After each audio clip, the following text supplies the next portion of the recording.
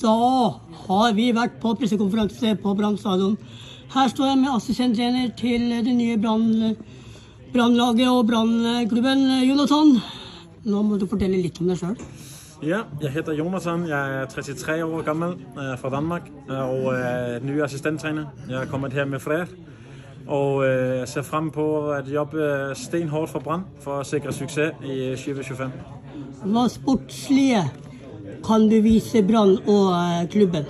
Jamen, jeg kommer med en stærk baggrund i analyse, men også i talentudvikling fra Danmark. Og jeg ser frem til at med det gode fundament, som er skabt her, det stærke akademi, den stærke fanbase der ser frem til at mixe den stil, som flere jeg kommer med den stil, den passion, som er i Brann og i Bergen. Du sier at du har vært i Norge og Bergen tidligere, og har familie her. Hva visste du om Brann før du kom til Bergen? Ja, jeg har i denne jobbsøgningsproces, så har jeg set masse kampe med Brann. Jeg har især set her på hjemmebane, og set Norges bedste stadion, kanskje en af Skandinaviens bedste stadions. Og jeg ser vældig frem på at selv gå ud på planen og skulle deltage.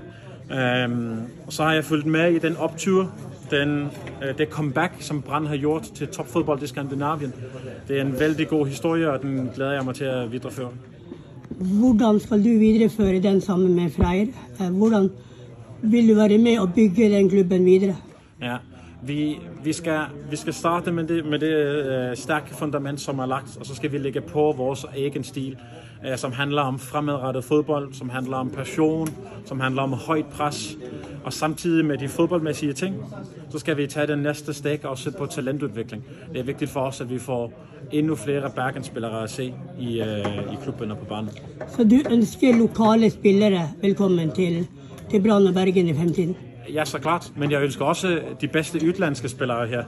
Det er vigtigt for os, at det ikke bliver enten eller, men det bliver et mix, at vi kan bygge på hinanden, vi kan få det bedste ud af hverandre, og det tror jeg, vi kan her i Brann. Brann fik sølv i 2024. Hvordan mener du Brann skal få guldet, som alle venter på i år? Jamen, det vigtigste, og det kan jeg sige for mig som assistenttræner, jeg kan ikke tale på andres vegne, for mig som assistenttræner, mit job, det er at gøre laget bedre dag på dag.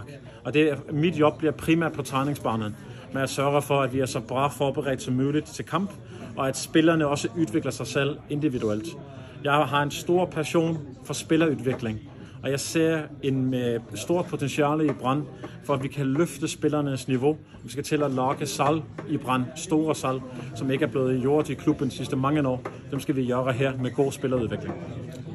Du vet da like godt som mig, at Bergens publikum og Brann og Bergens media følger klubben tæt, yes, og har store forhåbninger.